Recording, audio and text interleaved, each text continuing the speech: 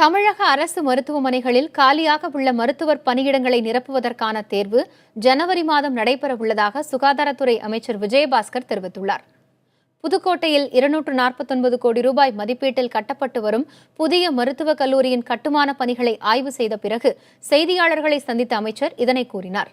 தமிழகத்தில் எய்ம்ஸ் மருத்துவமனை அமைக்க உரிய இடமில்லை என மத்திய அரசு கூறுவதாக பரப்பப்படும் தகவல்கள் அனைத்தும் பொய்யானவை என ஆய்வின் போது சுகாதாரத்துறை செயலர் ராதாகிருஷ்ணன் கூறினார்.